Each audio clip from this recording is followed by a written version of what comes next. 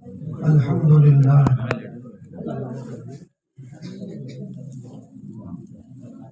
الحمد لله نحمده ونستعينه ونستغفره ونؤمن به ونتوكل عليه ونعوذ بالله من شرور أنفسنا ومن سيئات أعمالنا من يهده الله فلا مضل له ومن يضلله فلا هادي له ونشهد أن لا إله إلا الله وحده لا شريك له ونشهد أن سيدنا ونبينا ومولانا محمدا عبده ورسوله وصلى الله تعالى على خير خلقه محمد وعلى آله أصحابه أجمعين أما بعد أعوذ بالله من الشيطان الرجيم بسم الله الرحمن الرحيم إنا نحن نزلنا الذكر وإنا له لحافظون وقال تعالى لو أنزلنا هذا القرآن على جبل لرأيته خاشعا متصدعا من خشية الله وقال تعالى لا تحرك به لسانك أو كما قال الله تبارك وتعالى. محترم حضرات، میں نے خطبے کے بعد 3 آیات آپ حضرات کے سامنے پڑھی ہیں. ابھی چند روز قبل بیت المالک میں حاضری ہوئی تھی تو مضمون مکرر بھی ہو سکتا ہے، اور یہ قاعدہ ہے اذا تکرر تقرر، جب کوئی بات بار بار کہی جاتی ہے تو اس کا نفع زیادہ ہوتا ہے، وہ دل میں جم جاتی ہے، بیٹھ جاتی ہے.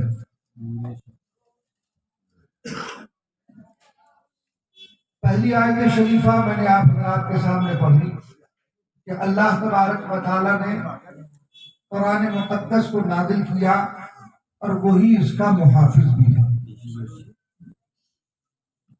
آج کی یہ بابرکت مجلس قرآن کریم کی نسبت پر قائم ہوئی. اللہ تبارک و تعالیٰ نے حافظ صاحب کو اور ہم سب کو وہ دن دکھائے کہ آج ان کی اولاد قرآن کریم کی دولت سے مشرف ہو رہی ہے. یہ اللہ تبارک و تعالیٰ کا بہت بڑا کرم ہے. اس پر جتنا بھی شکر ادا کیا جائے وہ کبھی کم ہے. دنیا کی یہ وہ عظیم دولت ہے کہ اس سے بڑھ کر کوئی اور دولت نہیں ہو سکتی ہے. نبی کریم صلی اللہ علیہ وسلم پر قرآن جب نازل ہو رہا ہے، جبرائیل علیہ السلام قرآن کریم لے کر کے نازل ہو رہے ہیں تو حضور پاک علیہ السلام حضرت جبرائیل علیہ السلام کے ساتھ ساتھ قرآن کو پڑھتے تھے، اس لیے کہ مجھ سے قرآن کا کوئی حرف کوئی لفظ چھوٹ نہ جائے. اور ظاہر بات ہے کہ اگر قرآن کا کوئی حرف چھوٹا تو اس کی تبلیغ بھی چھوٹ جائے گی. اس لیے نبی کریم صلی اللہ علیہ وسلم اپنی زبان کو حرکت دیتے تھے. اللہ تبارک و تعالیٰ نے قرآن کریم کی آیت نازل فرمائی لا تحرک به لسانک، آپ اپنی زبان کو حرکت نہ دیجیے.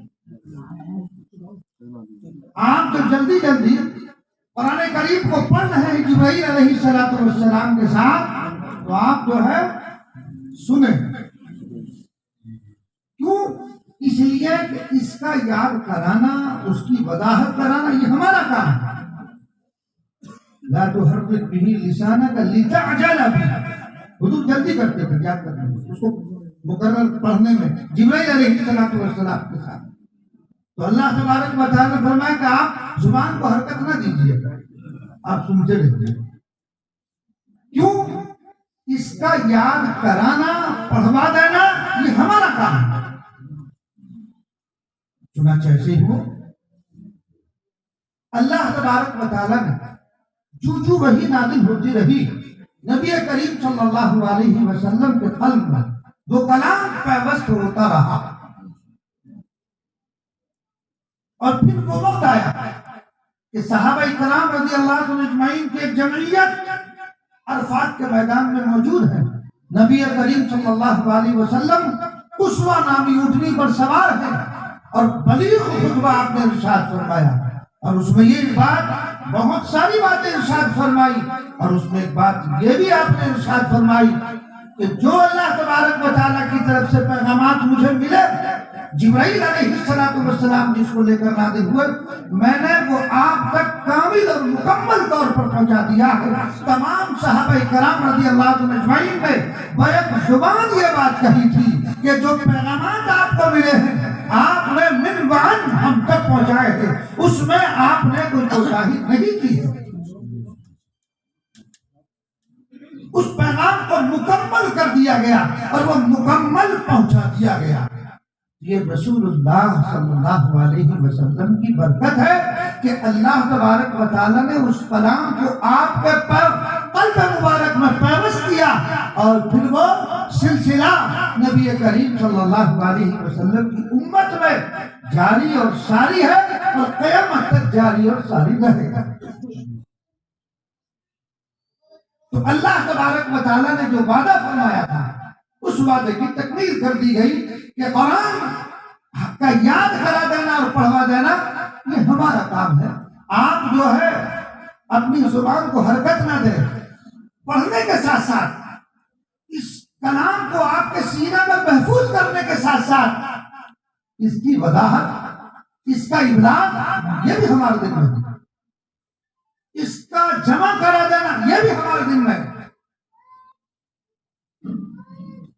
چنانچہ آپ دیکھ لیجئے قرآن کریم کی اتنی تفاسیر ہیں کہ دنیا میں کسی اور کتاب کی اتنی شروحات ہر اعتبار سے، کسی نے بلاغت کے اعتبار سے، کسی نے معنی کے اعتبار سے، کسی نے فصاحت کے اعتبار سے، کسی نے قواعد کے اعتبار سے، کسی نے صرف نحو، ہر جتنے بھی دنیا میں علوم ہے ہر علم کے اعتبار سے قرآن پر کام ہوا ہے. میں نے تفسیر بغداد میں پڑھا میں نے، لیکن اس کو دیکھ نہیں سکا. کیوں؟ اس کے متعلق لکھا ہے کہ وہ 600 جلدوں میں قرآن کی تفسیر لکھی ہے. کتنی جلدوں؟ 600 جلدوں میں فرد واحد نے ایک قرآن کی تفسیر لکھی ہے. لیکن جب تاتاریوں کا حملہ ہوا وہ اس میں ضائع ہوئے. اتنے مخطوطات تھے وہاں پر کہ جب اس کو جلایا گیا تو اس کی سیاہی سے سمندر سیاہ ہو گیا تھا. تو 600 جلدیں دوستوں، اس کا لکھنا ہم لوگ پڑھ بھی نہیں سکتے. تو اللہ تبارک و تعالیٰ نے نبی کریم صلی اللہ علیہ وسلم سے یہ وعدہ فرمایا، ان علینا جمعہ و قرآن، اس کا جمع کرنا یہ ہمارا کام ہے. اللہ نے جمع بھی کرا. قرآن کریم دیکھو، قرآن کریم کے نزول کے اعتبار سے ترتیب الگ ہے. قرآن کا جو نزول ہوا ہے اور جو لوح محفوظ میں موجود ہے اس کی ترتیب الگ ہے. وہ کیسے؟ اللہ تبارک و تعالیٰ نے قرآن مقدس کو جو نازل فرمایا موقع بموقع، جیسا موقع ہوا اس کی مناسبت سے اللہ نے آیات کو اور سورتوں کو نازل فرما دیا. یعنی وہ اس ترتیب سے نازل نہیں کیا گیا جو لوح محفوظ میں ہے، ہاں مگر اس کو جو مرتب کیا گیا وہ اسی ترتیب پر ہے جو لوح محفوظ میں موجود ہے. تو اللہ نے اس کا جمع بھی کروا دیا، اور جمع کرنے کے ساتھ ساتھ اس کا بیان، اس کے علوم کی اشاعت شاید کسی اور علم کی اتنی اشاعت ہوئی ہو جتنے قرآن اور اس سے متعلق جو علوم ہے ان کی اشاعت ہوئی ہو. اور یہ خصوصیت صرف امت محمدیہ کی ہے. توریت، زبور، انجیل ان کی شروحات نہیں لکھی گئی ہیں. اس کا جو ہے نشر اس قدر نہیں ہوا ان کا. قرآن مقدس ہر پہلو پر لوگوں نے کتابیں لکھی ہیں، ہر زاویے سے قرآن مقدس کی خدمت کی گئی ہے. تو جو وعدہ اللہ تبارک و تعالیٰ نے نبی کریم صلی اللہ علیہ وسلم سے فرمایا، اللہ نے اس وعدے کی تکمیل فرما دی. وہ حفظ کا سلسلہ نبی کریم صلی اللہ علیہ وسلم کی برکت سے چلا آ رہا ہے، اور انشاءاللہ قیامت تک جاری اور ساری رہے گا۔ یہ چھوٹے چھوٹے بچے جو اپنے سینوں میں قرآن کو محفوظ کر رہے ہیں، یہ وہی وجہ ہے کہ نبی کریم صلی اللہ علیہ وسلم کے سینے میں سب سے پہلے یہ محفوظ ہوا، اور یہ حفظ کا جو سلسلہ ہے یہ بھی امت محمدیہ کی خصوصیت ہے، ورنہ آپ کو انجیل کا کوئی حافظ نہیں ملے گا، توریت کا کوئی حافظ نہیں ملے گا، زبور کا کوئی حافظ نہیں ملے گا، چند گنے چنے چند افراد۔ چنانچہ مکارم الحفاظہ میں لکھا کہ توریت کے 4 حافظ ملتے ہیں اس وقت، حضرت موسیٰ علیہ السلام، حضرت یوشع ابن نون علیہ السلام، حضرت عزیر علیہ السلام، اور حضرت عیسیٰ علیہ السلام کو بھی توریت سے مل جاتی ہے۔ حالانکہ وہ زمانہ تو بہت بعد کا، یہ 4 شخصیات ہیں، اور توریت کے حفظ کرنے کے متعلق اللہ تبارک و تعالیٰ کی جانب سے حضرت موسیٰ علیہ السلام پر یہ وحی نازل ہوئی کہ آپ اپنی امت سے کہیے، قوم سے کہیے کہ وہ توریت کو حفظ یاد کریں۔ جب موسیٰ علیہ السلام نے اپنی قوم کو یہ پیغام سنایا تو قوم نے کیا کہا؟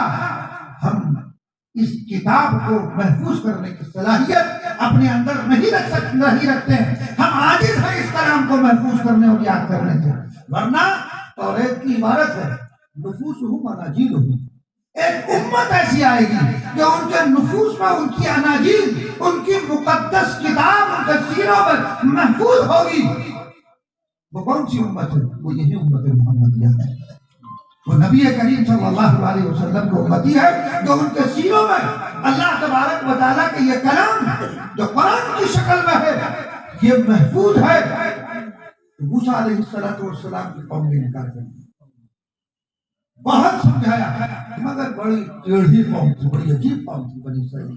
قوم بنی اسرائیل جو تھی بڑی عجیب اور غریب اور ٹیڑھی قوم تھی۔ موسیٰ علیہ السلام نے ہر چند سمجھایا مگر نہیں مانا۔ جب توریت لے کر حضرت موسیٰ علیہ السلام اپنی قوم کی طرف تشریف لائے تھے تو 40 دن تک غائب رہے تھے قوم سے۔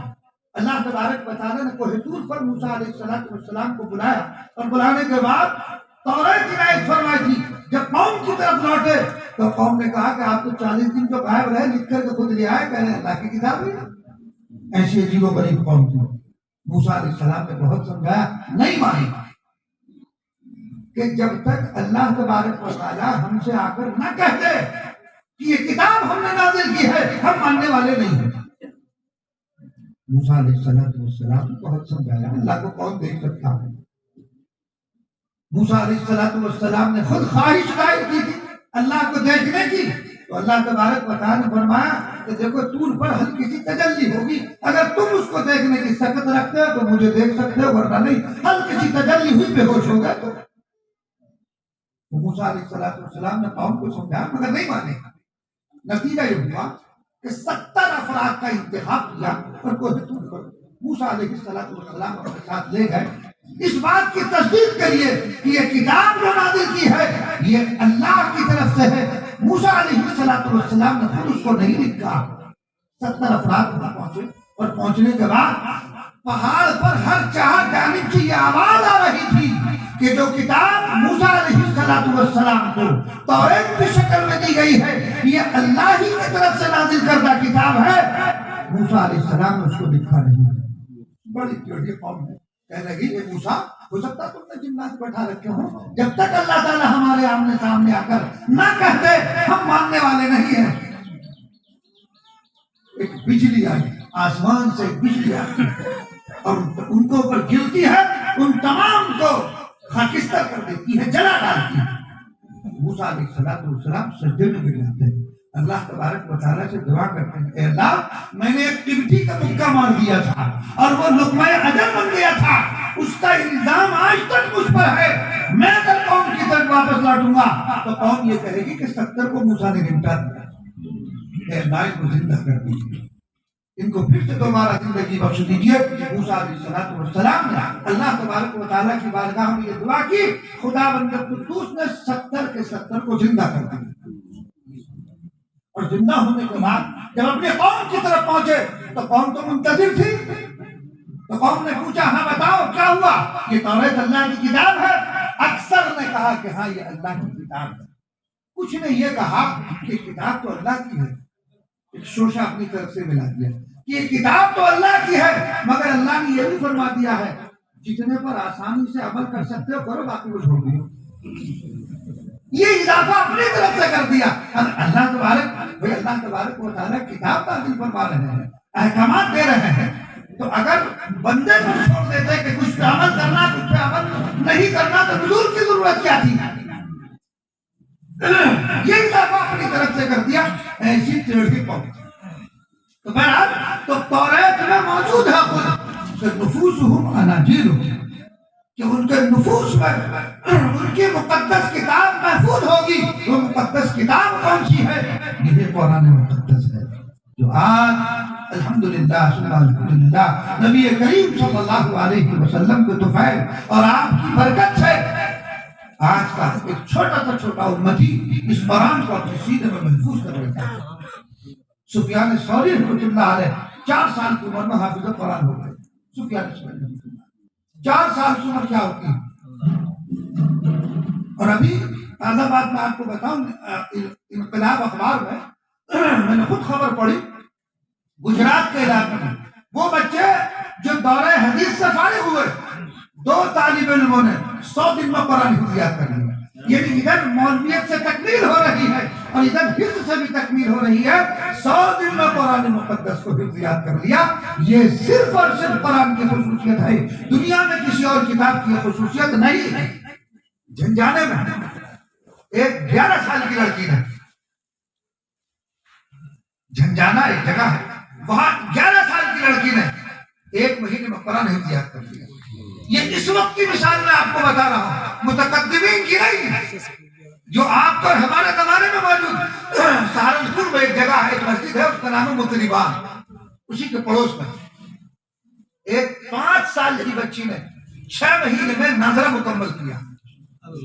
میڈیا والے پہنچ گئے، اخبارات میں اس کی تصویر آئی، ٹی وی پر بھی اس کی تصویر نشر ہوئی۔ 5 سال کی بچی ہے اور 6 مہینے میں ناظرہ قرآن کو مکمل کر لیا۔ یہ صرف قرآن کی خصوصیت ہے، کسی اور کتاب میں نہیں۔ آپ کوئی اور کتاب یاد کرنا چاہیں، باوجود اگر یاد بھی کرنے تو محفوظ نہیں رہتی ہے، محو ہو جاتی ہے۔ اول تو یاد ہی نہیں ہوتی ورنہ محو ہو جاتی ہے۔ اور ایک دن میں سوالے پڑھ رہا تھا، قطب الدین بختیار کاکی رحمۃ اللہ علیہ، تو عجیب میں نے جب پڑھا ان کے حالات کو پڑھتے پڑھتے تو میں لکھا کہ جب قطب الدین بختیار کاکی پیدا ہوئے تو 16 باروں کے ہی یاد تھے۔ یہ عجیب سی بات لگی مجھے بھی، عجیب سی کہ 16 باروں کے حافظ پیدا ہو رہا ہے بچہ، کیسے ہو سکتا؟ خیر ان کے حالات میں لکھا، اس کی وجہ کیا ہے؟ یہ 16 باروں کے حافظ کیسے رہ گئے، پورے کیوں نہ ہو پائے؟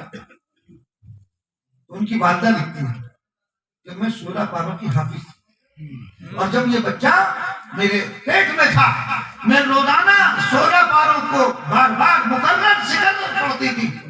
اللہ تبارک و تعالیٰ نے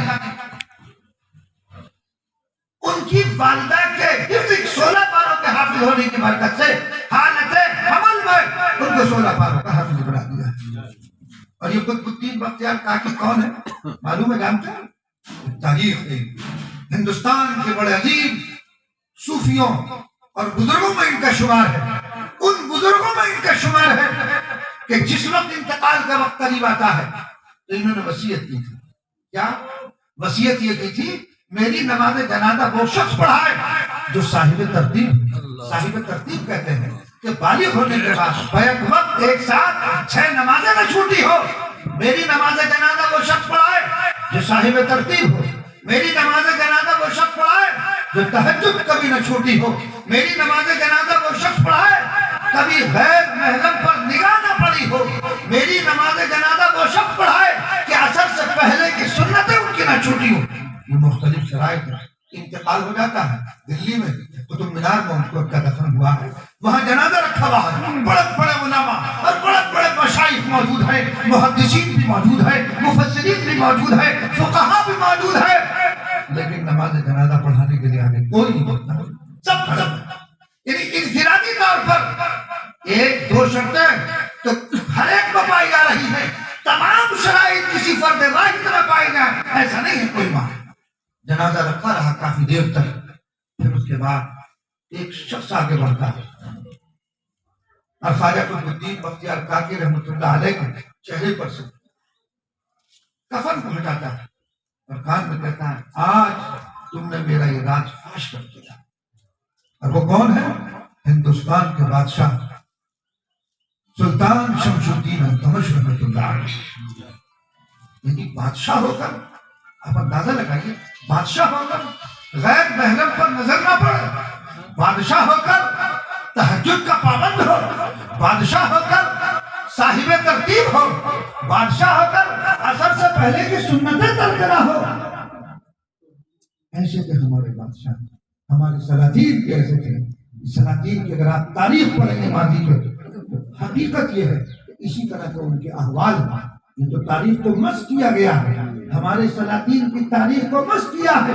ان کو جو پیش کیا ہے مورخین نے، بالخصوص وہ مورخ جن کی ذہنیت صحیح نہیں ہے، انہوں نے دوسرے انداز سے ان کو پیش کیا ہے، ایک ظالم کی حیثیت سے، ایک جابر کی حیثیت سے.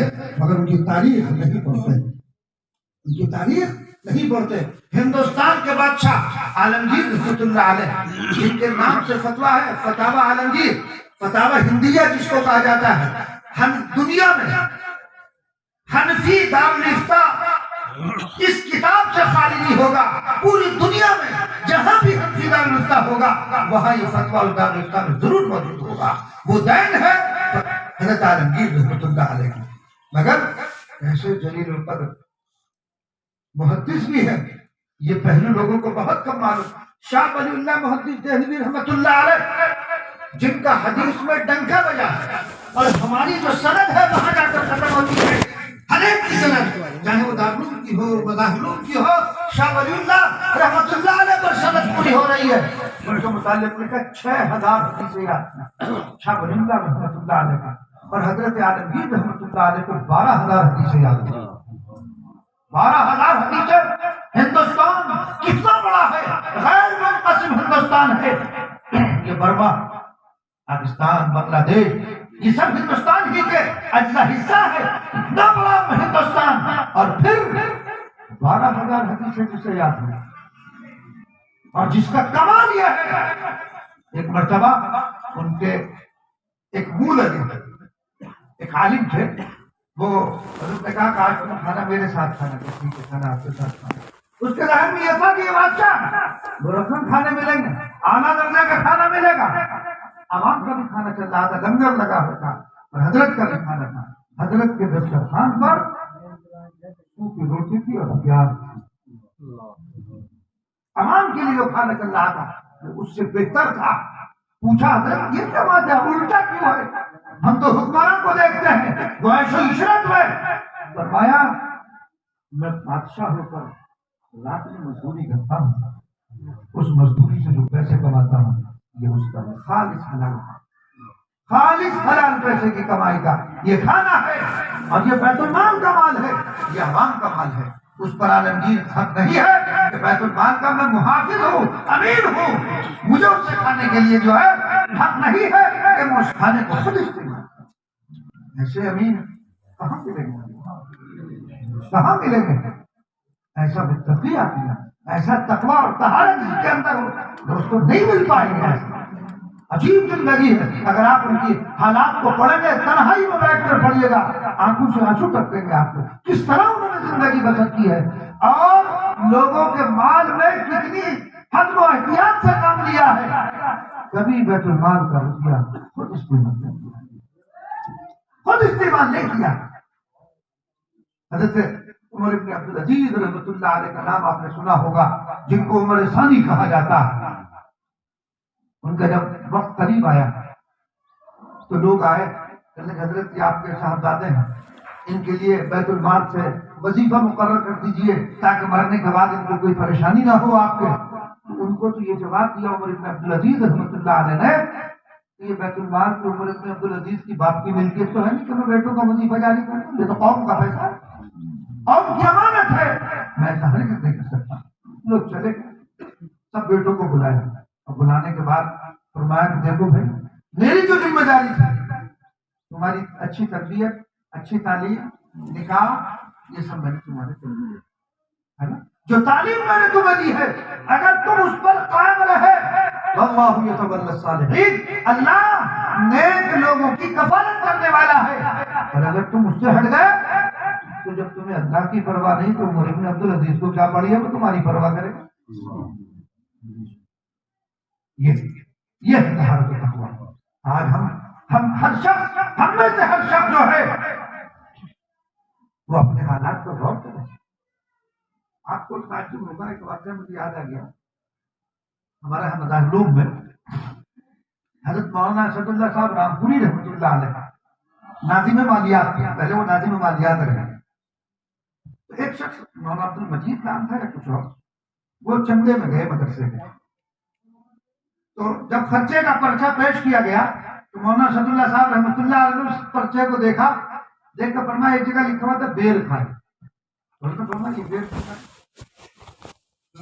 وہاں جہاں میں موجود تھا کھانا مہنگا تھا تو میں نے سوچا بیر سستے تھے، مدرسے میں بار زیادہ نہ پڑے تو مدرسے کے پیسے کو بچانے کے خاطر میں نے بیر کھا لیا، اس وقت کھانا نہیں کھایا۔ حضرت نے فرمایا مدرسے میں تفکر کی اجازت نہیں، بیر تفکر میں آتا ہے، مدرسے میں اس کی کھانا کتنا ہی مہنگا تھا، ٹھیک ہے آپ کی نیت پر کوئی شک نہیں کیا جا سکتا، لیکن یہ تفکر میں آتا ہے، مدرسے نے اس کی اجازت نہیں دی تھی۔ نتیجہ یہ ہوا مولانا عبد المجید صاحب کو اس بیر کے پیسے اپنی جیب سے مدرسے میں داخل کرنے کی۔ کہاں سے لاؤ گے ایسا طہارت تقویٰ؟ اتنی احتیاط ہمارے حضرات کے ہاں، اتنا حزم ہے، کہاں سے لاؤ گے؟ یہ سب وہ لوگ ہیں کہ جنہوں نے زندگیاں گزار دی ہے قرآن کریم کی تشریح میں، قرآن کے علوم کو نشر کرنے میں، جنہوں نے اپنی زندگیوں کو کھپا دیا، یہ وہ لوگ ہیں جن کے میں واقعات سنا رہا ہوں۔ بہرحال میں سنا رہا تھا اس بات پر کہ خواجہ قطب بختیار کاکی رحمۃ اللہ علیہ پیدا ہوتے ہیں 16 پاروں کے حافظ میں، اور آپ کو تعجب ہوگا، میں نے اسی دور کی بات بتا رہا ہوں، کوئی پرانی دور کی بات نہیں، لکھیم پور میں ایک بچے کی ولادت ہوئی، اسے پورا قرآن تو یاد نہیں، چند صورتیں حفظ یاد تھی جب پیدا ہوئی، یہ لکھیم پور کا واقعہ ہے۔ تو یہ اللہ تبارک و تعالیٰ نے یہ امتیاز قرآن مقدس کو دیا ہے، کسی اور کتاب کو نہیں ملا ہے، اس لیے کہ یہ قرآن نبی کریم صلی اللہ علیہ وسلم کا سب سے بڑا معجزہ ہے۔ محدثین نے لکھا ہے کہ نبی کریم صلی اللہ علیہ وسلم کو 10,000 سے زائد معجزات عنایت فرمائے گئے، ان میں سب سے بڑا جو معجزہ ہے وہ قرآن مقدس ہے۔ اور یہ بھی ایک حقیقت ہے کہ نبی کو جو معجزہ دیا جاتا ہے وہ اس کی نبوت پر دلیل ہوتا ہے۔ اللہ تبارک و تعالیٰ نے، اور یہ بھی ایک حقیقت و سچائی ہے کہ اللہ تبارک و تعالیٰ نے جو معجزات عنایت فرمائے وہ معجزات بھی اس وقت کے حالات کے مطابق۔ موسیٰ علیہ السلام کا دور ہے، جادوگری کا دور ہے، جادوگری عروج پر ہے، تو اللہ تبارک و تعالیٰ نے موسیٰ علیہ السلام کو ویسے ہی معجزہ عنایت فرمایا کہ عصا زمین پر ڈالنے تو اژدہا بن جاتا ہے، ہاتھ میں لیا تو لاٹھی ہے، ویسے ہی معجزہ، یعنی جادوگری کا دور ہے۔ عیسیٰ علیہ السلام کا دور آتا ہے تو طب کا عروج ہے، اللہ تبارک و تعالیٰ نے ان کو معجزہ بھی ویسے ہی عنایت فرمایا کہ مبروس ہے، ہاتھ پھیرا اللہ کے حکم سے اچھا ہو گیا، مادہ ذات نابینا ہے، ہاتھ پھیرا اللہ کے حکم سے اچھا ہو گیا۔ تو جو معجزات انبیاء علیہ السلام کو اللہ کی جانب سے ملے وہ اس وقت کے حالات کے مطابق اور مناسب، نبی کریم صلی اللہ علیہ وسلم کا جو دور ہے، آپ کی بعثت کہاں ہو رہی ہے؟ مکہ المکرمہ میں، اور وہاں زور ہے عربیت کا، فصاحت کا، بلاغت کا، اللہ نے ویسا ہی فصیح اور بلیغ کلام آپ کو عنایت فرما دیا کہ اس کلام جیسی کوئی نظیر دنیا میں نہ پیش کر سکا ہے نہ کر سکے گا۔ اہل عرب اس کلام کا ثانی لانے سے عاجز رہ گئے، تو اللہ نے جو معجزہ دیا وہ معجزہ بھی ایسا دیا کہ وہ فصاحت سے پر، بلاغت سے پر، معانی سے پر ہے۔ تو جو معجزات عنایت کیے گئے وہ معجزات اس وقت کے حالات کے مطابق اور مناسب، اور وہ معجزہ اس نبی کی نبوت پر دلیل۔ اور یہ بھی ایک حقیقت ہے کہ جب تک نبی کی نبوت باقی رہی وہ معجزہ زندہ رہا، نبوت ختم معجزہ بھی ختم۔ موسیٰ علیہ السلام کی نبوت دنیا سے تشریف لے گئے، معجزہ باقی ہے نہیں ممکن۔ عیسیٰ علیہ السلام کو اللہ نے جو معجزات دیے، آپ کو آسمان پر اٹھا دیا گیا، وہ معجزات بھی آپ کے ساتھ چلے گئے، باقی تو نہیں نا۔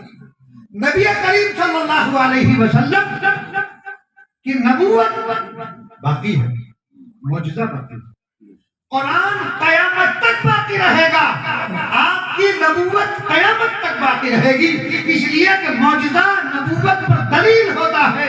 تو جب تک نبی کی نبوت باقی ہے وہ معجزہ باقی ہے، قرآن قیامت تک رہے گا، نبی کریم صلی اللہ علیہ وسلم کی نبوت قیامت تک جاری اور ساری رہے گی۔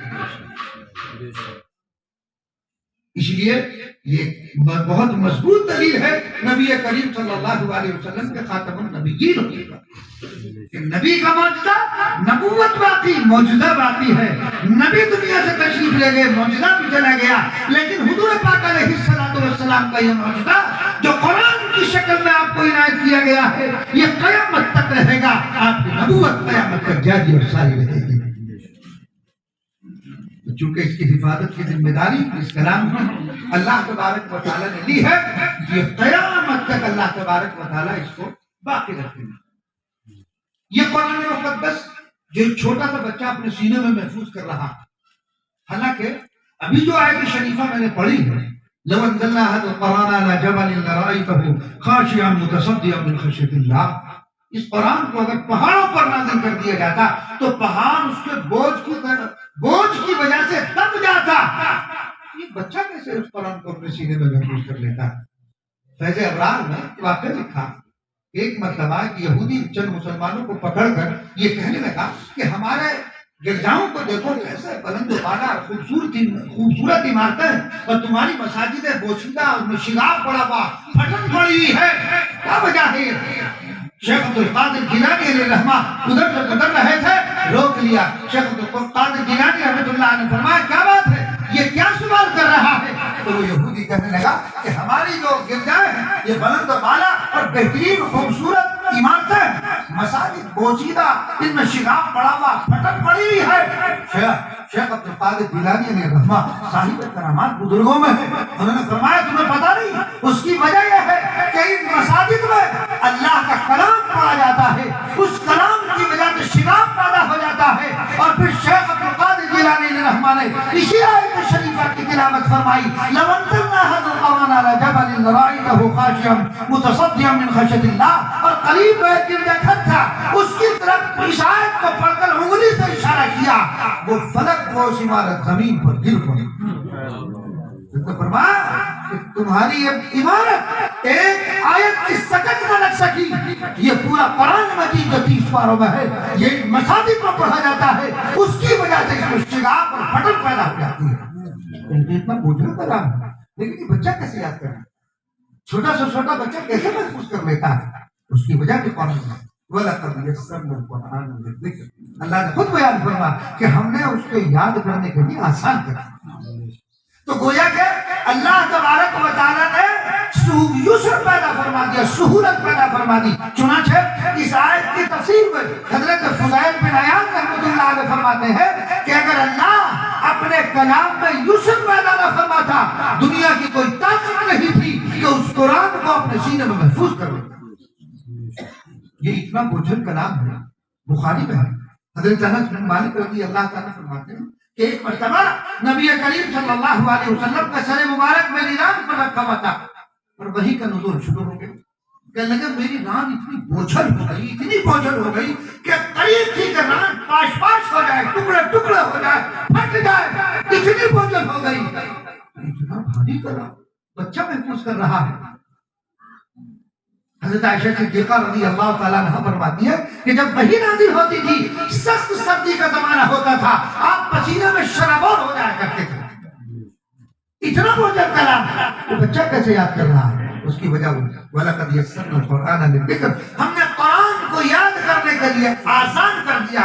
اور ایک بات ہم یاد رکھیے گا، دیکھو اللہ تبارک و تعالیٰ نے وَلَقَدْ يَسَّرْنَا الْقُرْآنَ لِلذِّكْرِ مطلق فرمایا، اور یہ قاعدہ ہے المطلق یجری علی اطلاق، کہ مطلق اپنے اطلاق پر جاری ہوا کرتا ہے۔ اللہ نے یہاں یہ کوئی قید نہیں فرمائی کہ بچہ یاد کر سکتا ہے، جوان یاد نہیں کر سکتا، جوان یاد کر سکتا ہے، بوڑھا یاد نہیں کر سکتا، یہ کوئی قید نہیں فرمائی، مقید نہیں کیا گیا، یعنی کلام عام ہے بغیر کسی قید کے۔ بچہ اگر یاد کرنا چاہے تو بچہ بھی یاد کر سکتا ہے، بوڑھا اگر یاد کرنا چاہے تو بوڑھا بھی یاد کر سکتا ہے، اور جوان اگر یاد کرنا چاہے تو وہ بھی یاد کر سکتا ہے۔ آپ کو حیرت ہوگا، دلی میں ایک ڈاکٹر سرجن ہے بہت بڑا، ہندوستان میں سب سے پہلا آپریشن جو پتے میں پتھری ہو جاتی ہے اس کا سب سے پہلا آپریشن دوربین سے انہوں نے کیا۔ انہوں نے بتایا کہ میں نے قرآن کو حفظ یاد کرنا شروع کیا۔ ڈاکٹری کے بعد کی بتا رہا ہوں، پہلے کی بات ہے، پھر حافظ ہو گئے اور وہ سرجن بھی ہیں۔ اور اس سے بھی مزے کی بات، قرآن کو بھی یاد کیا۔ ابھی وہ آئے تھے چند دن پہلے میرے پاس بیچارے ملاقات کے لیے، انہوں نے بتایا کہ میں اس سال مشکات پڑھ رہا ہوں۔ عمر معلوم ہے کیا ہے؟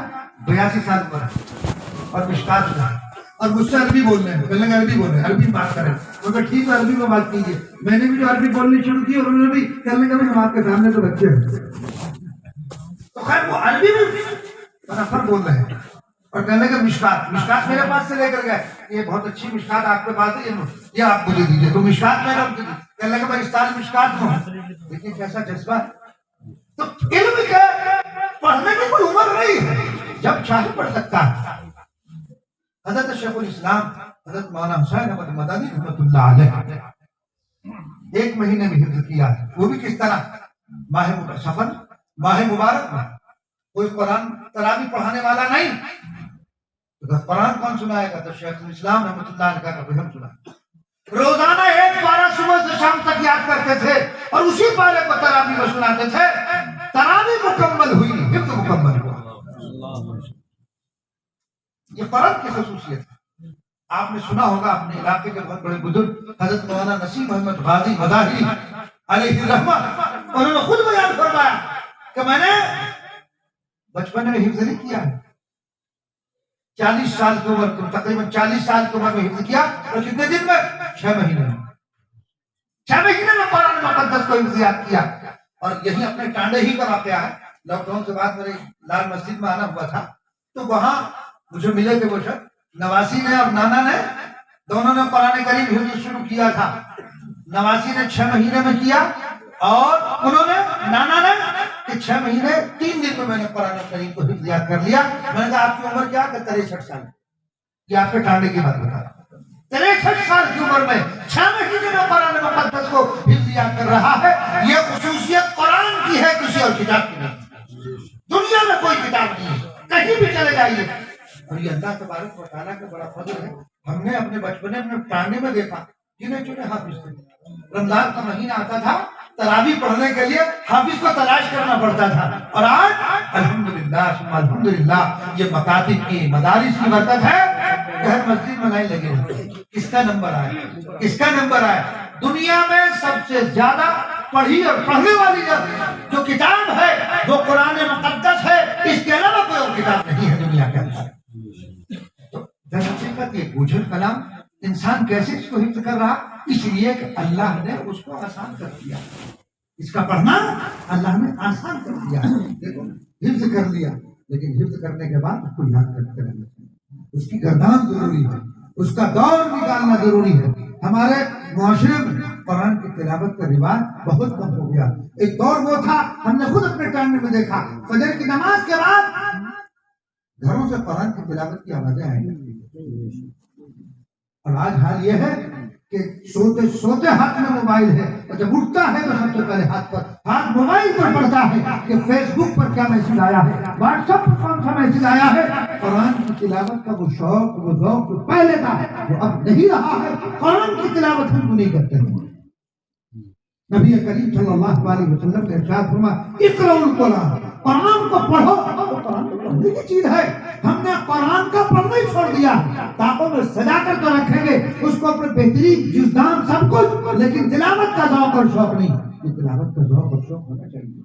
حدیث میں آتا ہے جس گھر میں قرآن کریم کی تلاوت ہوتی ہے جنات اور شیاطین وہاں سے بھاگ جاتے ہیں.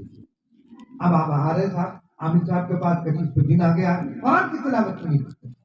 قرآن جہاں پڑھا جاتا ہے جنات اور شیاطین وہاں سے بھاگ جاتے ہیں. تو اپنے اندر قرآن کا ذوق اور شوق پیدا کیجیے, قرآن کی تلاوت کا شوق ہونا چاہیے. ایک معمول بنا لیجیے کہ مجھے روزانہ اتنا قرآن پڑھنا ہے, مگر روز پڑھو. حدیث شریف پاتا نبی کریم صلی اللہ علیہ وسلم نے ارشاد فرمایا خیر العمل ما دیم علیہ اللہ, بہترین عمل وہ ہے جس پر دوام اور ہمیشگی اور مداومت ہو. اگر چھپڑا پاؤ پارا پڑھو مگر روز پڑھو, پاؤ پارا پڑھو مگر روز پڑھو, روزانہ پڑھنا چاہیے. ہم نے اپنے حضرت مولانا اظہر حسین صاحب علیہ رحمہ کو دیکھا, 15 سال میں حضرت کے ساتھ گزرے, 10 پارے روز پڑھتے تھے, 10 پارے روز بلا ناغا. کبھی سفر میں حضر میں قضا ہوتے ہوئے نہیں دیکھا, جب تک مکمل نہیں ہو گیا سوئے نہیں. اور ایک عجیب بات میں آپ کو بتاؤں, ایک دن مجھ سے فرمانے لگے محمود دل جب صاف ہوتا ہے تہجد کے وقت میں 7 منٹ میں پارا ہو جاتا ہے, 7 منٹ میں پارا ہو جاتا ہے. یہ قرآن کی برکت ہے. اور یہ بھی ایک حقیقت ہے کہ جو قرآن کو کثرت سے پڑھے گا اس کا دماغ خراب نہیں ہوگا, محفوظ رہے گا. اللہ تبارک و تعالیٰ اس کی حفاظت فرماتے ہیں. تو قرآن کی تلاوت کرنی چاہیے. ورنہ ہمارے اکابر کے اگر آپ معمولات دیکھیں گے, آپ نے ایک نام سنا ہوگا حافظ حسین صاحب اجرالوی رحمۃ اللہ علیہ, اجرالے کے تھے. ہم نے یہ واقعہ حضرت مولانا حسین صاحب علیہ رحمہ جی سنا. وہ فرماتے ہیں کہ حافظ صاحب اتنے بیمار تھے, حضرت گنگوہی رحمۃ اللہ علیہ کے لوگوں میں بڑے عجیب. یہ جو مدرسہ گلزاریہ جو اجرالے میں آج کل جو دیکھ رہے ہیں آپ, یہ انہی کے کا فیض ہے, انہی کا قائم کردہ ہوا ہے. تو ان کے متعلق ہم نے مولانا سے سنا فرمایا کہ چارپائی پر لیٹے رہتے تھے, تلوٹ دوسرا آدمی دیتا تھا. اس حال میں ایک قرآن روز پڑھتے تھے, ایک قرآن روز پڑھتے تھے. اس حال میں بیمار ہے, تلوٹ دوسرا دے رہا ہے, ایک قرآن روز پڑھتے. اور یہ بھی علماء نے لکھا ہے کہ جو آدمی کثرت سے قرآن کی تلاوت کرتا ہے اس کا خاتمہ 100% جو ہے ایمان پر ہوتا ہے قرآن کی برکت سے. اور آپ کو ایک کتاب ہے مکارم الحفاظہ, اس میں نے پڑھا, اس میں لکھا ہے کہ ایک بزرگ صوفی ابن کاتب رحمۃ اللہ علیہ, وہ 8 قرآن روز ختم کرتے تھے, 8 قرآن روز ختم کرتے تھے. اب آپ کے ذہن میں ایک سوال پیدا ہو سکتا ہے کہ صاحب 8 قرآن کیسے پڑھ سکتے ہیں؟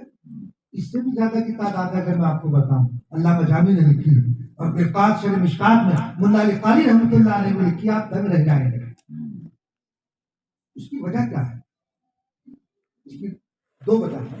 ایک وجہ تو وہ ہے جو حاجی صاحب رحمۃ اللہ علیہ نے بیان فرمایا, اور ایک وجہ علامہ نبوی رحمۃ اللہ علیہ جو بہت بڑے عالم ہیں, ان کی کتاب التبیان فی علوم القرآن, اس کے اندر لکھی ہے.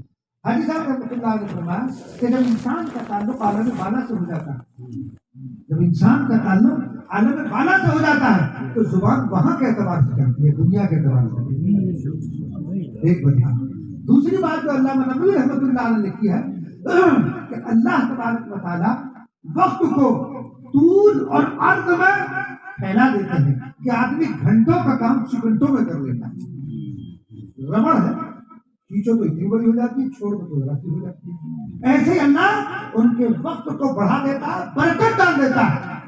آپ موبائل ہی تو لے لیجیے, ایک 25-30 سال پہلے اس کا تصور بھی نہیں تھا کہ ٹانڈے سے بیٹھ کر امریکہ آپ بات کریں گے, ہے نا. پہلے آپ نے دیکھا ہوگا کہ ریڈیو جب ہم نے پہلی دفعہ دیکھا تو اس میں سے آواز آنی سوچ رہی کہاں سے آواز آ رہی, کہاں سے آدمی بولتا ہے, نظر نہیں آ رہا. ایک عجیب, ایک اچمبا سا لگتا تھا, لیکن اب کوئی اچمبا نہیں. یہاں بیٹھے ہوئے آپ بات کر رہے ہیں, بات ہو رہی ہے, امریکہ دنیا میں کہیں بھی کر رہے ہیں. علامہ نبوی رحمۃ اللہ علیہ کہ اللہ تعالیٰ اس کے اوقات کو لمبائی اور چوڑائی میں کیا کر دیتے ہیں, پھیلا دیتے ہیں, طول اور عرض میں. چنانچہ ایک واقعہ میں نے پڑھا, شاہ عبد العزیز صاحب رحمۃ اللہ, شاہ اسماعیل شہید رحمۃ اللہ علیہ, دہلی میں حضرت کی زمانے میں یہ واقعہ لکھا ہوا. شاہ صاحب نے بھی لکھا اس واقعے کو کہ حضرت نے قرآن کریم کی تلاوت شروع کی عصر کی نماز کے بعد. ہزاروں آدمی موجود تھے, یہ نہیں 1-2 آدمی موجود, ہزاروں آدمی کا مجمع تھا. حضرت نے قرآن کی تلاوت عصر کی نماز پڑھ کر شروع کی. مغرب کی اذان ہو رہی تھی, حضرت کا قرآن پورا ہو رہا.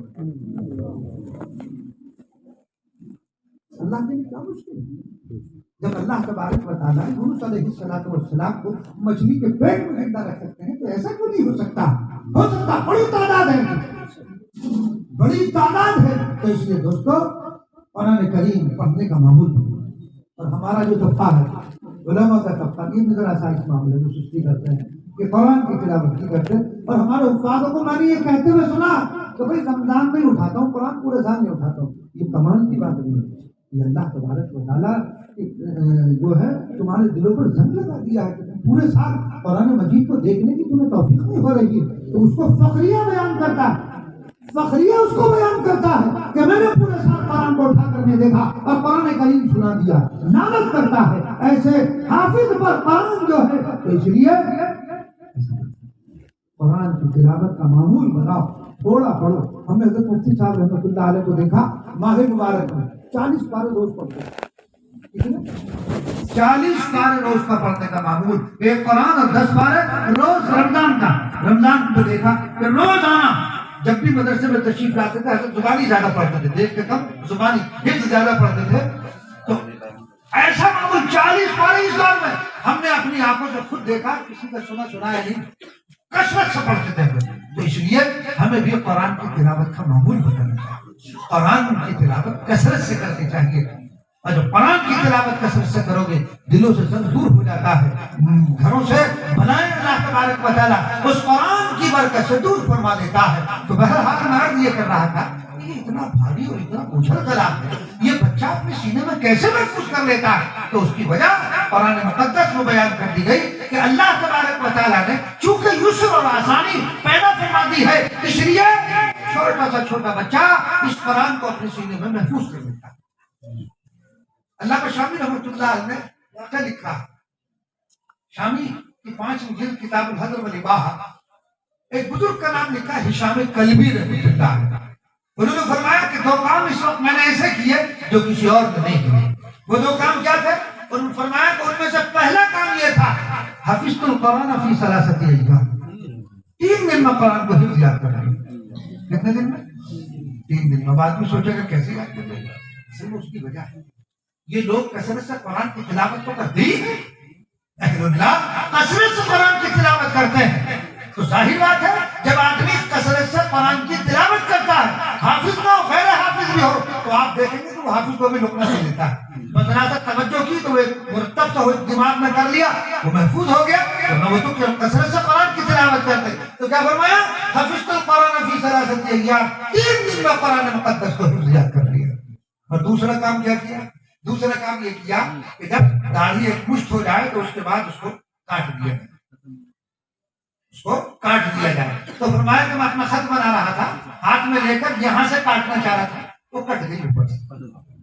اللہ تبارک و تعالیٰ نے دکھلایا کہ بندہ جہاں اس کا حافظہ اتنا غضب کا ہے کہ وہ قرآن جو 30 پاروں میں موجود ہے وہ 3 دن میں یاد کر سکتا ہے، چھوٹی سی چیز کو بھول بھی سکتا ہے، بندہ اللہ کی قدرت کے سامنے عاجز ہے، بندہ اللہ کی قدرت کے سامنے عاجز ہے۔ تو دوستو یہ حفظ جو کر لیتے اس میں کمال آدمی اپنا نہ سمجھے، اپنے حفظ کا کمال نہ سمجھے، یہ توفیق ہے اللہ تبارک و تعالیٰ کی طرف سے جو اللہ نے ان بچوں کو قرآن مجید مکمل یاد کرا دیا، یہ اللہ کی توفیق ہے۔ اس پر اللہ تبارک و تعالیٰ کا شکر ادا کرنا چاہیے۔ ہم جتنا شکر ادا کریں گے، اللہ تبارک و تعالیٰ کا حکم ہے منت بنے تو سلطان منت شناخت کے برا خدمت ہوتا ہے۔ آیات کا کوئی کمال نہیں ہے کہ وہ محمود کا غلام ہے، بلکہ کمال محمود کا ہے کہ آیات جیسے نالائق کو اپنا غلام بنا رکھا ہے، اپنا خادم بنا رکھا ہے۔ کمال ہمارا نہیں ہے، کمال اس رب کریم کا ہے کہ جس نے ہمیں پڑھنے اور پڑھانے اور اس کو محفوظ کرنے کی توفیق دی۔ کمال ہمارا نہیں، اللہ کا کمال کس کا ہے؟ اس ذات کریم کا ہے جس نے ہمیں توفیق بخشی۔ ایک شخص تھا، میاں بیوی، ان کا غربت تھی وہاں۔ بیوی کہنے لگی کہ بھائی فاقے کو فاقے ہو، کچھ کرنا چاہیے، کچھ ہاتھ پیر مارو، کب تک آخرکار بچے بھی ساتھ ہیں۔ بیوی نے کہا تم کیوں مشورہ دے دو؟ انہوں نے کہا ٹھیک ہے میرا مشورہ ہے۔ انہوں نے کہا کہ مشورہ یہ ہے، اس وقت صاحب واقع ہو گیا ہے، پانی کی قلت ہے، ہمارے مٹکے میں پانی رکھا ہے، तुम साहिब मिस्र के पास ये पानी तोहफे में लेकर जाओ, इसलिए कि ये अनमोल चीज है, कहत वाकई हुआ है, चारों तरफ पानी मौजूद नहीं है, साहिब मिस्र के पास ले जाओ और ये उसकी गैरत के खिलाफ बात होगी। तुम कोई चीज बादशाह को हदिया में करो और बादशाह तुम्हें कुछ न दे, वो जरूर तुम्हें कुछ ना कुछ देगा। ये बात शौहर के दिमाग में बैठी, लेकिन ये याद रखना, औरत का हर मशवरा बोलना, मशवरा तो जरूर करे, एक नफसियाती और फिक्री बात है। अगर आप उससे मशवरा ना करेंगे तो अक्सर पार्टी लेके पड़ जाएगी। मशवरा करो, वो भी समझे कि हाँ मेरे घर में कोई अहमियत है, लेकिन हर मशवरे पर अमल ना कर ले। मौजूदात में एक शख्स था कि वो रोजाना बिस्तर पर पेशाब करना चाहता, तो बीवी कहने लगी क्या तुम इतना बाल बच्चेदार आदमी हो, पेशाब करने को बुरी बात है। मैं क्या करूँ, मेरी है शैतान से दोस्ती, वो शैतान मुझे ख्वाब में टहलाने के लिए ले जाता है, पेशाब का तकाजा होता है, नाली को बैठते बैठता हूँ, सुबह को बिस्तर तो निकलता हूँ, इसमें मेरा क्या कसूर है। अच्छा आपके शैतान से दोस्ती, तो उनसे हम गरीब हैं, फकीर हैं, और हम पाते हो रहे हैं, कुछ नहीं, तो थोड़ा सा कुछ मालूम दे दो, मैं चलो आज ही लो। शौहर साहब जब रात को सोए तो शैतान से मुलाकात हो रही थी, शैतान से मुलाकात हुई, कहा कि भाई हमारे यहाँ होटल चल रही, बीवी ये कह रही थी कि खाने पीने के भी जो है लाले पड़ रहे हैं, तो कुछ मालूम दे दो। आओ दोस्ती निभाएंगे। वो ले गया साहब, एक महल में लेकर गया जहाँ हीरे और जवाहरात को ढेर लगे हुए थे। शैतान ने कहा इसमें से जितना चाहे भर लो। अब आदमी हदीस है ना, अगर आदमी को कोई पैसे फ्री में मिलने लगे तो वो जेब की बजाय बोरी भरने लगेगा। उनने कहा भर लो। साहब उसका खूब भरा, इतना भरा कि सर पर रखा और उससे चलाने जा, इतना बोझ भर लिया। खैर वो कुछ दूर चला तो उसका पखाना निकल गया। तो जब सुबह को उठा तो बीवी ने देखा कि बजाय पेशाब के पखाना, बीवी ने कहा ये क्या बात है कि रोज को पेशाब था आज पखाना। बीवी से कहने लगा कि भाई माजरा असल में ये है कि तुम्हारा पैगाम मैंने शैतान को पूछा था, बुरा वो मुझे एक महल में ले गया, हीरे और जवाहरात मैंने खूब भर लिए, मुझसे चला ना गया तो पैसा पखाना निकल गया पजामे में, मुझे क्या पता। तो बीवी कहने लगी साहब पेशाबी कर लिया करो, तुम्हारा पखाना बंद होएगा। तो मशवरा तो जरूर करो, लेकिन हर मशवरे पर अमल मत करना। खैर तो उसके दिमाग में ये बात बैठ गई कि नहीं, बीवी का मशवरा तो सही है। उसने पानी जो मटके में था उसको ढक्कन रखा और उसको ढका और अच्छी तरह से पैक किया और कंधे पर रखकर बगदाद से मिस्र के लिए रवाना। जब बगदाद से मिस्र के लिए जा रहा है, सूरज की तपिश, नीचे से रेत की गर्मी, जाहिर बात है पसीनों में शराबो, कपड़ों में से खुशबू आने लगी। शाह मिस्र के दरवाजे पर दरबारी ने रोक दिया, ठहर। बादशाह का दरबार लगा हुआ था, बादशाह की नजर पड़ गई कि नहीं कोई परेशान है, दूर से आ रहा है। उसको कहा आने। महल में पहुंच गया। महल में पहुंचने के बाद बादशाह ने पूछा कैसे आना है, कि हुजूर मैं बगदाद से आ रहा हूँ, पानी की किल्लत थी तो मैंने सोचा क्या लेके चलूं, आपके लिए पानी का तोहफा लेकर आया। बादशाह ने कहा अच्छा बड़ी बड़ी मोहब्बत की बात है तुम्हारी। खैर उस पटके को रखा, दरबारी को हुक्म दिया उसको खोलो। खोला तो वो पानी सड़ चुका, बदबू आ रही है, इसलिए तो उसको एक तो पैक कर दिया गया, दूसरे नीचे से रेत की गर्मी, ऊपर से सूरज की तपिश, और बगदाद से मिस्र का सैकड़ों मील दूर का सफर। बादशाह की करीम नफ्सी देख के जो दरबारी थे वो नाक में घूम चढ़ाने लगे। बादशाह ने कहा नहीं, उसको फौरन बंद करो, ये पानी हमारे खजाने खास में रख दो और ये मटका खाली करके हीरे और जवाहरात से भर दो। और दरबारी से ये कहा जब ये बगदाद वापस आया तो इसको वो रास्ता बताना जिस रास्ते पर दरिया नील पड़ता है, वो रास्ता बताना। कोई बात नहीं, पानी खाली कर दिया गया मटके और उसको हीरे जवाहरात से भर दिया गया और कंधे पर रखे। अच्छा यार खुश था कि आज जो है बीवी का मशवरा खुशी खुशी जा रहा था। दरबारी ने वो रास्ता बताया जिस रास्ते पर दरिया नील पड़ता था।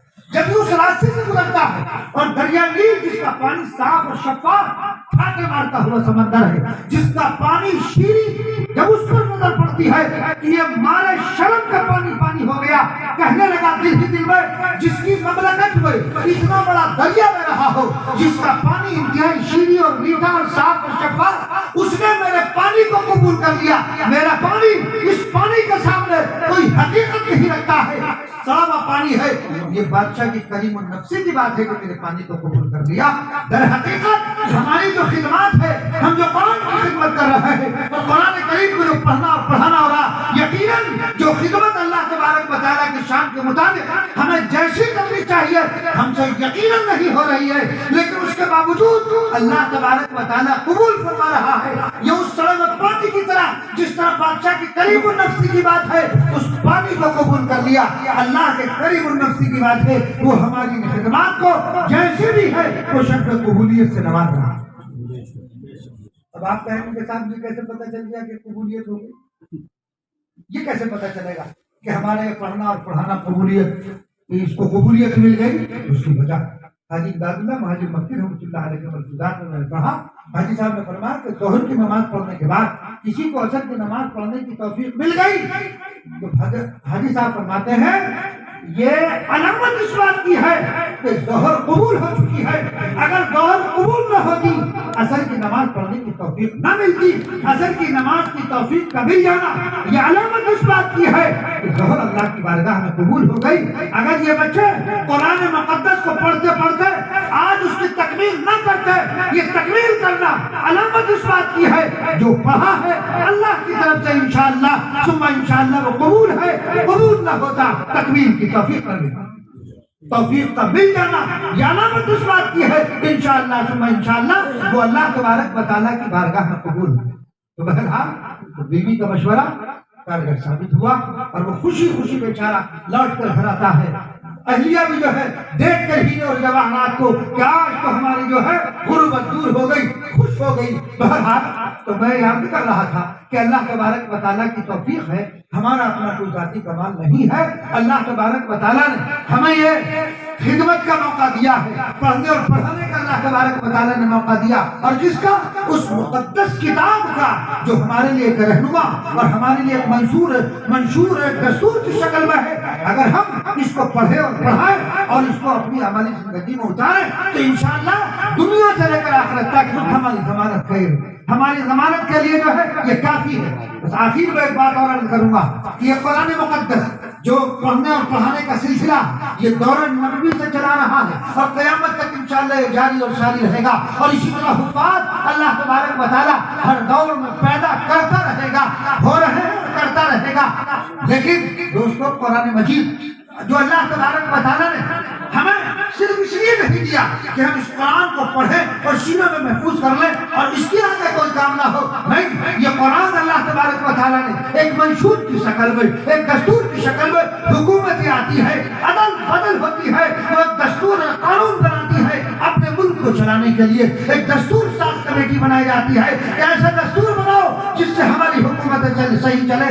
اللہ تبارک و تعالیٰ نے وہ دستور آپ کو عنایت فرمایا، آپ کو کسی دستور کو بنانے کی ضرورت نہیں، آپ کو کسی قانون کو بنانے کی ضرورت نہیں ہے۔ اللہ نے وہ قانون آپ کو دیا ہے جس میں تغیر نہیں ہو سکتا، جس میں تبدل نہیں ہو سکتا ہے۔ دنیاوی نظام کو چلانے کے لیے قوانین میں تبدیلی ہوتی ہے، اللہ کا وہ قانون ہے جو قیامت تک اس میں تبدیلی نہیں ہو سکتی ہے، اور وہ ایسا قانون ہے جو ہماری ضمانت کا ضامن ہے، کہ ہماری کامیابی کا ضامن ہے کہ دنیا میں بھی کامیابی ملے گی اور آخرت میں بھی کامیابی ملے گی۔ اس لیے ہمیں چاہیے ہم اس کو اپنی عملی زندگی کے اندر داخل کریں۔ نبی کریم صلی اللہ علیہ وسلم سے حضرت عائشہ صدیقہ رضی اللہ تعالیٰ عنہا سے پوچھا گیا کہ آپ کے اخلاق کیا تھے؟ جواب ارشاد فرمایا کان خلقہ القرآن، آپ کے اخلاق گویا کہ قرآن ہے، آپ کا عمل قرآن کے مطابق ہے، آپ جو عمل کرتے تھے قرآن میں موجود اور محفوظ ہے۔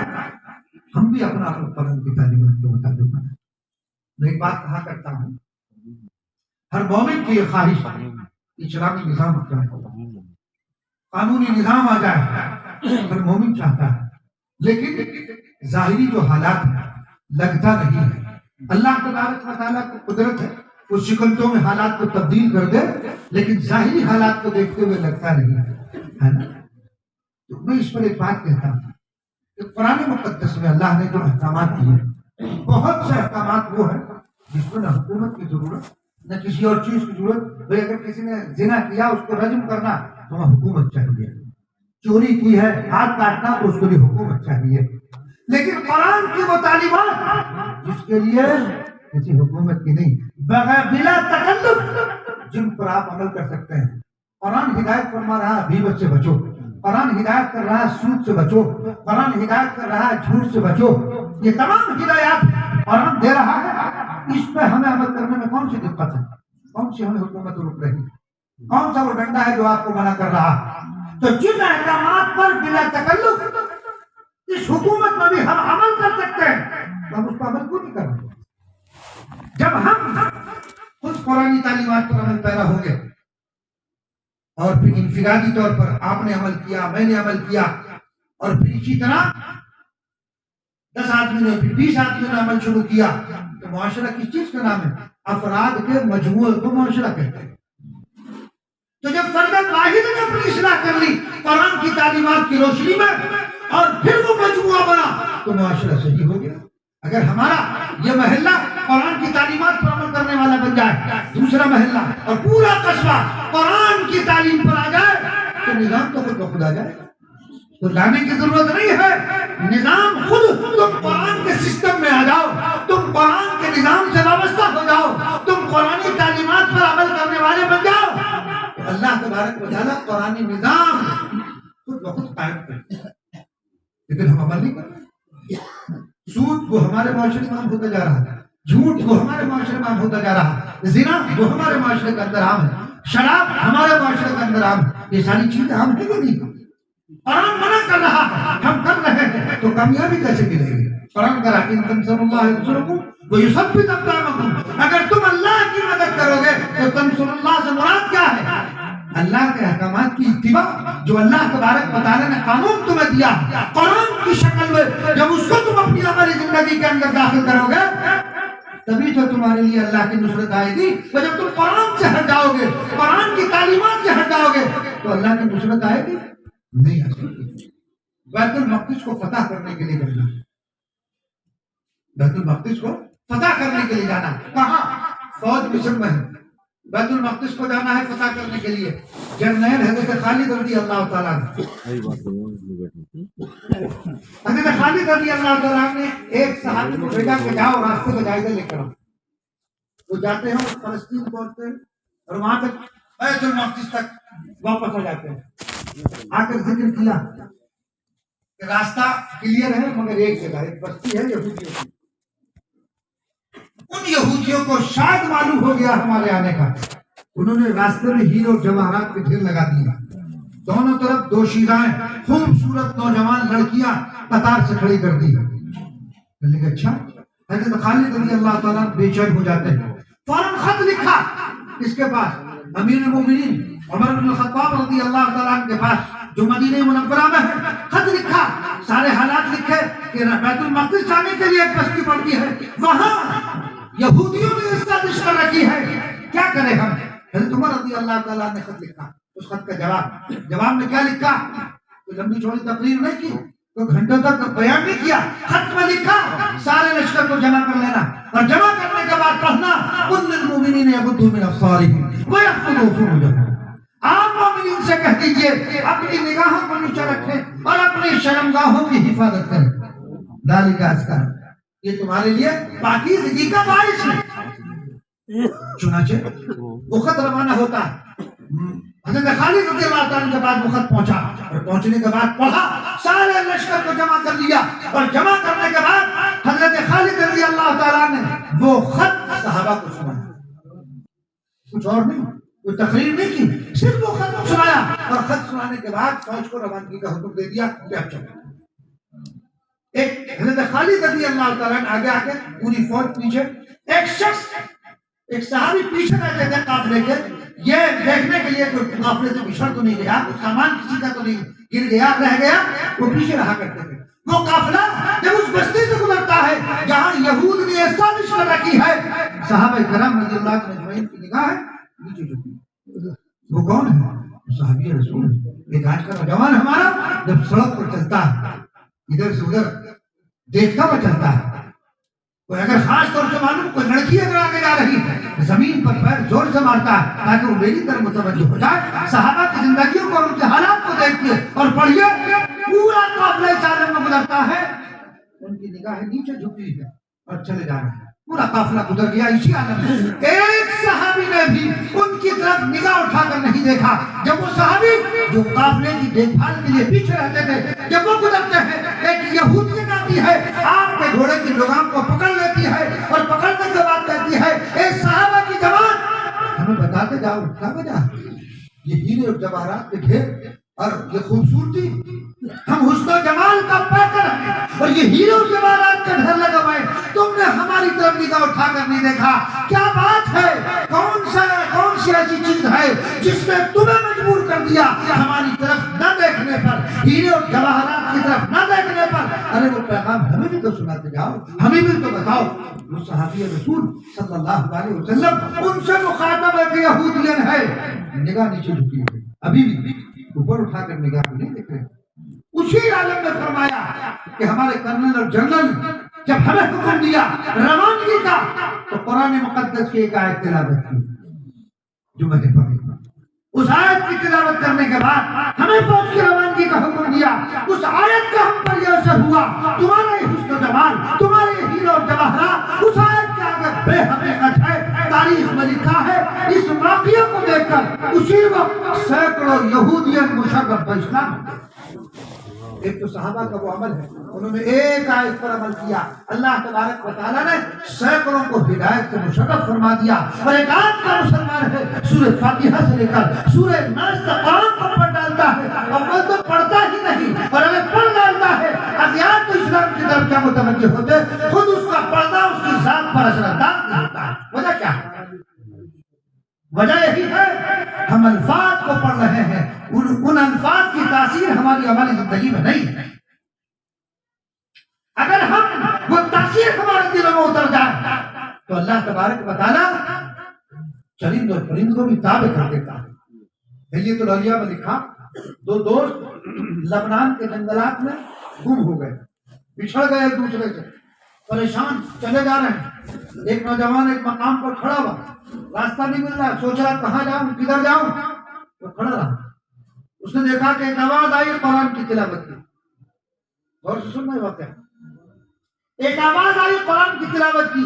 لکھا کہ میں اس آواز پر چلتا رہا، جو قریب پہنچتا رہا، آواز بڑھتی رہی، دیکھا کہ ایک غار ہے، ایک پہاڑی، ایک غار اس میں بنی ہے، ایک شخص ہے بوڑھا جو قرآن کی تلاوت کر رہا۔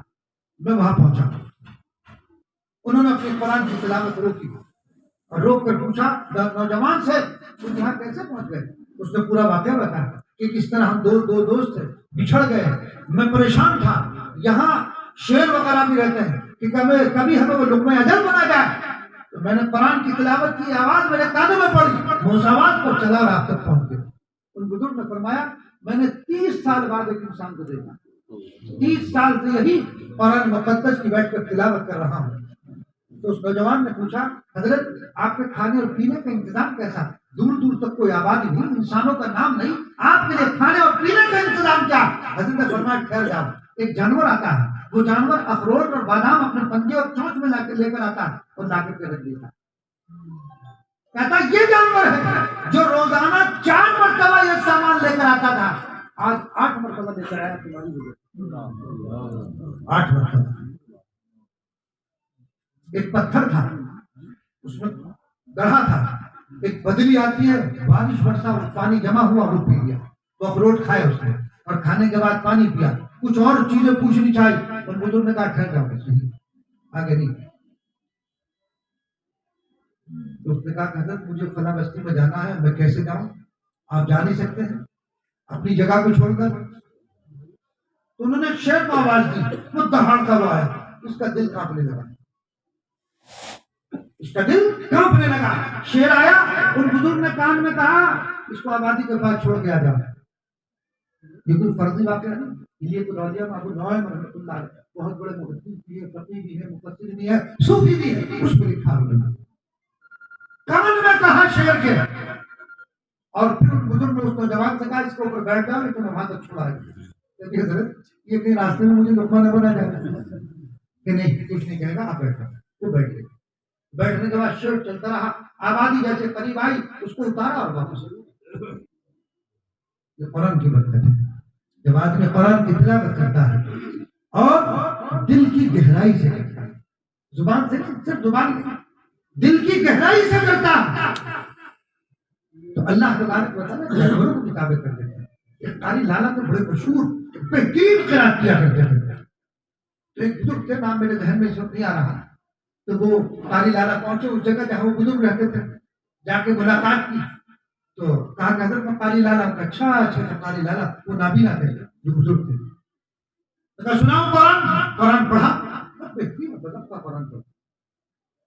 جب وہ پڑھ کر فارغ ہوئے کہا قاری لالا تم نے پڑھ لیا، اب ہمارا قرآن سنا۔ جب انہوں نے قرآن کی تلاوت شروع کی، لکھا ہے جو قریب میں برتن رکھے ہوئے تھے ان میں جو پانی تھا وہ ہوا میں ہی بول، اور فرمایا قاری لالا تم نے الفاظ پر محنت کی ہے، ہم نے دل پر محنت کی۔ تم نے الفاظ پر محنت کی ہے، ہم نے دل پر محنت کی ہے۔ جب انسان دل کی گہرائیوں سے قرآن مقدس کی تلاوت کرے، کیا وجہ تھی؟ نبی کریم صلی اللہ علیہ وسلم قرآن کی تلاوت کر رہے ہیں، سفیان، ابو جہل، عتبہ یہ باری باری سننے کے لیے آ رہے ہیں۔ اللہ نے آپ کی آواز میں وہ مٹھاس، وہ چاشنی رکھی تھی۔ ایک آج کا خوشحال قاری جب قرآن کی تلاوت کرتا ہے دل کھنچتا ہے۔ نبی کریم صلی اللہ علیہ وسلم جن کو یہ قرآن نازل ہوا، تفسیر نصفی میں یہ واقعہ لکھا کہ نبی کریم صلی اللہ علیہ وسلم رات کی تنہائیوں میں قرآن کریم کی تلاوت کر رہے ہیں، رات کا سما بنا ہوا ہے، ابو جہل، سفیان، عتبہ الگ الگ راستے سے آ رہے ہیں کہ چلو سن کر آئے، محمد بن عبداللہ رات کی تنہائیوں میں کچھ پڑھتے ہیں، چلو سنتے ہیں، الگ الگ راستوں سے پہنچتے ہیں۔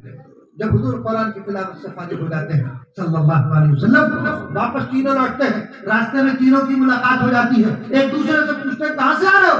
کہ محمد بن عبداللہ کچھ پڑھ رہے ہیں تو سن کر آ رہے ہیں۔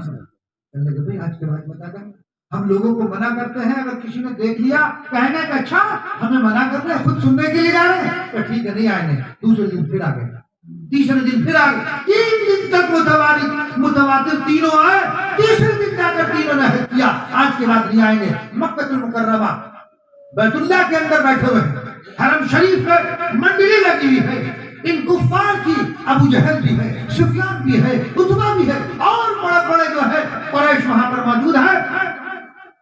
ابو جہل کہتا ہے سفیان بتاؤ تم نے اس کلام کو کیسا پایا جو محمد بن عبداللہ صلی اللہ علیہ وسلم پڑھ رہے تھے؟ تو سفیان کہتے ہیں، کھڑے ہوتے ہیں، مجمع لگا ہوا کھڑے ہوتے ہیں، کہتے ہیں میں نے بڑے بڑے عرب کے فصحاء اور بلاغا کے کلام کو پڑھا اور سنا، مگر آج تک ایسا کلام نہیں سنا۔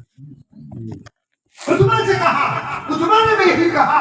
پھر انہوں نے ابو جہل سے پوچھا، ابو جہل تم تو بتاؤ تم نے اس قرآن کو، اس کلام کو کیسا پایا؟ ابو جہل کھڑا ہوتا ہے، اس کے ہاتھ میں چھڑی ہے، وہ زمین پر چھڑی کو مار کر کہتا ہے خدا کی قسم مجھ سے بڑا کوئی شاعر پورے عرب میں نہیں ہے، مجھ سے زیادہ فساد اور بلاغت جاننے والا پورے عرب کے اندر نہیں ہے۔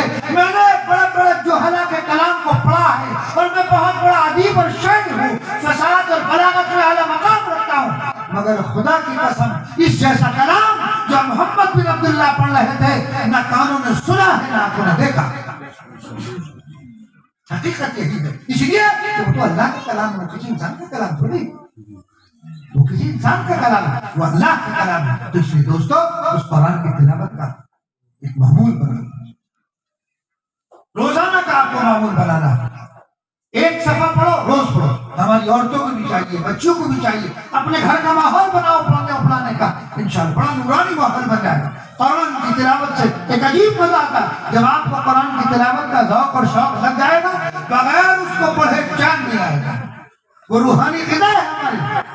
تو قرآن کی تلاوت کا ذوق اور شوق اپنے اندر پیدا کیجیے، اپنے بچوں کے اندر بھی پیدا کیجیے، قرآن سے خود بھی وابستہ ہوئیے، اپنے گھر والوں کو بھی قرآن کی تعلیمات سے وابستہ کریے، پورے معاشرے کے اندر قرآن کی تعلیم کو عام کرے اور قرآن کے علوم سے وابستہ کرے۔ انشاءاللہ ثم انشاءاللہ دنیا میں بھی تمہیں کامیابی ملے گی اور آخرت کے اندر بھی کامیابی ملے گی۔ کریں گے انشاءاللہ ثم انشاءاللہ۔ بھوک لگنے لگی ہوگی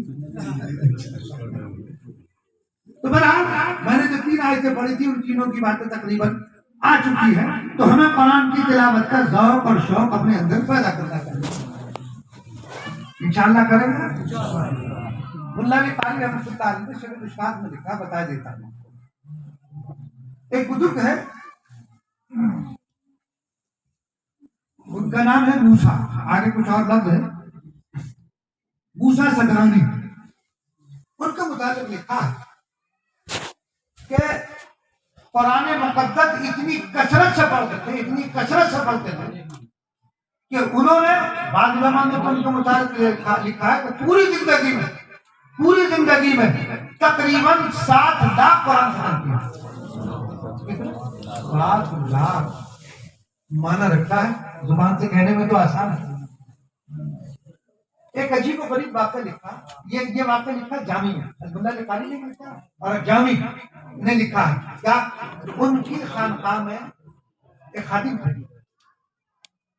آپ کو بڑا عجیب واقعہ لگے گا، مصر میں کہنے لگے کہ میں بستر لپیٹ کر خانقاہ میں اور دریا نیل پر نہانے کے لیے گئے، تو میں نے بستر لپیٹ کر رکھ دیے، دریا نیل پہ پہنچا، کپڑے اتارے اور کپڑے اتار کر کے میں نے رکھ دیے پتھر پر، اور جب ڈبکی لگائی تو میں نکلا دریا دجلہ۔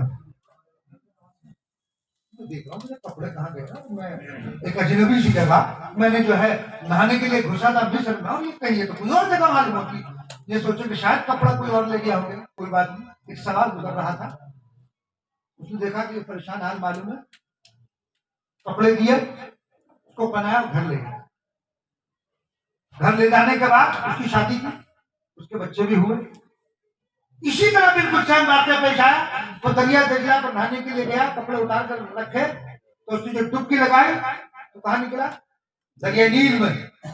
وہی وقت تھا، کپڑے دھو کے تو رکھے ہوئے تھے، کپڑے پہنے، خانقاہ میں پہنچا، خانقاہ میں اپنا بستر جس طرح لپیٹ کر کے رکھ آیا تھا اسی طرح رکھا ہوا۔ تعجب ہوا کہ میرا تو نکاح بھی ہو گیا، بچے بھی ہو گئے، کپڑے یہاں کیسے رکھے ہوئے ہیں، بستر کیسے رکھے ہوئے ہیں؟ موسیٰ صدرانی رحمۃ اللہ علیہ نے ذکر کیا، موسیٰ صدرانی سے یہ واقعہ پورے کرنے کے وہ بچے کہاں ہیں، یہ گئے بچوں کو لے کر آیا، کہ یہ میرے بچے ہیں، اس عرصے میں بچے بھی ہو گئے، سب کچھ کپڑے جو کے تو رکھے ہوئے ہیں، خانقاہ میں جو بستر رکھا گیا وہ بھی جو کا تو ماجرا کیا ہے یار؟